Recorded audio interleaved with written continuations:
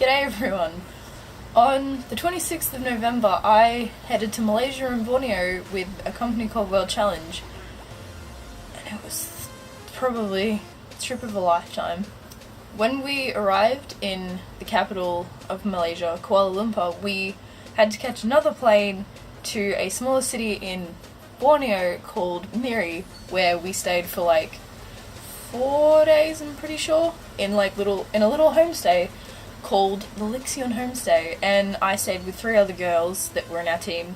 We had bunk beds, and it was really chill, and it was great. After we did like a bit of walking around the city, getting used to the temperature because it was so humid over there and it was really warm. And after a few days in Miri, we headed to a village where we stayed for 5 days, and we did a lot of concreting. Even though the men of the village did like most of it, we helped with it, and it made me happy though because I did a lot of like heavy lifting, and a lot of the men called me a strong lady, which was just, I don't know, it was just great getting compliments from people that I didn't know, and that just, I don't know, it just felt great. While in the village, we also got to kind of socialize with the younger kids from there, and I became pretty good friends with one of them, and he was 8 years old, and I usually gave him my camera to like take photos and videos, and those videos that he took are probably the best ones that I've got because they're what he wanted to do, and it's nothing like professional, but they still mean something because I trusted someone with my camera to do whatever they wanted. We played a lot of Uno while over there as well, and just lots of card games, and it felt weird because I didn't have my phone, and I'm like obsessed with having my phone. So having a break from that and being able to socialize with people was just, I don't know, it was great. I'd also like to shout out to the guy I stayed with while we were in the village. We stayed in a longhouse, which is like a massive, massive house with like little houses in it, and I stayed with an old man called James, and he was honestly the sweetest guy ever. Like, I wish I could just thank him again and all that, but I hope he's doing fine. And yeah, after we left the village, we went back to Miri, and we did a lot of travelling to get to different places. Also forgot to mention, before the village we did our treks at a place called Similajau National Park, which was oh my god, it was amazing. We had like massive packs that weighed like, I don't know, mine weighed about 15 kilos, and there was other girls' ones that weighed like a lot more than that, and we also had day packs which weighed like 9 kilos, I'm pretty sure. And I thought that I'd struggle doing these like small, I think they're like 2k treks, but I did like absolutely fine. I felt pain, but I just spoke to people that I was walking with, and I just forgot about the pain. Back to where I was. What did we do? We did a lot of travelling before we went to the orangutans in, I don't even know what the place was called, I will put it somewhere. And we got to see 3 adult orangutans and I think 3 baby orangutans, and they were absolutely adorable, and I tried to get photos but my camera does not zoom in because I have a GoPro.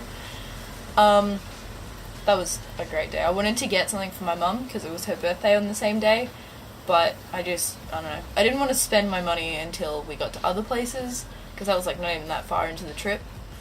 We then headed to Kuala Lumpur again, where after about 2 days we did our 5-day trek, which didn't end up going as planned because we were meant to trek to a new place every day, but that didn't happen because our teacher, she was kind of in charge, she got sick, so we couldn't do it properly, and also 2 of the people that I became friends with, they hurt their legs so they couldn't walk properly, so that really sucked. But we stayed at a base camp which was in a cave, which was so cool, and even though sleeping on a sleeping mat is not comfortable, I don't know, I was fine with it. I was like, I'm not gonna get luxuries sleeping in a cave, but I don't know, it was a good 5 days. I enjoyed it, and after we did the trekking, we had our R&R, or rest and relaxation as we called it, which was kind of like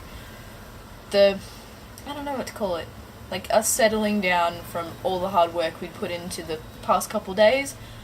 And we'd saved so much money because we had group money, which was split between all 10 of us, and each time we were going to like buy food, accommodation, get like a taxi or a bus somewhere, anything, we'd have a certain amount of money that we could use for that day. And if we stayed under budget, then we'd have a lot more money to spend during R&R. We had so much money for our R&R that we ended up having our accommodation in apartments, and it was honestly the best. Even though we had our apartments, we walked around the city a lot, and we visited the Petronas Towers, which are these massive towers over there that are, I think they're sponsored or powered by Petronas. I'm not sure what that is. I think it's like a car thing. And on the same day we visited the Batu Caves, which was like 4 caves, and even though it costs money to go in them, it's got like stories and there's temples and everything in it, and it's amazing. The next day we went to an Islamic arts museum where I actually finally bought things, and there was a lot of cool things that I didn't actually think I'd find interesting, but they were pretty cool. And there was also like swords and guns, which I was just looking at the amount of skill that went into making those, just, I don't know, just made me think about how lazy we are nowadays.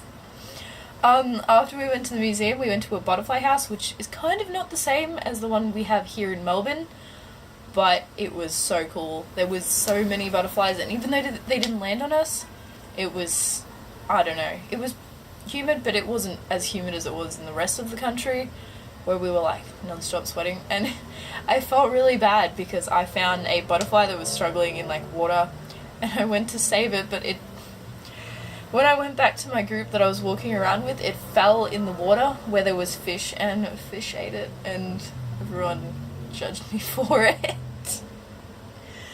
We also did a lot of shopping. I didn't actually spend that much money because I am stingy AF, and I bought some clothes and all that, and then we headed back to Australia on the 22nd. We arrived on the 23rd, and I felt sick the whole plane ride. I could say so much more, but honestly, I can't put much of this into words, so guess I'll see you next time. Bye!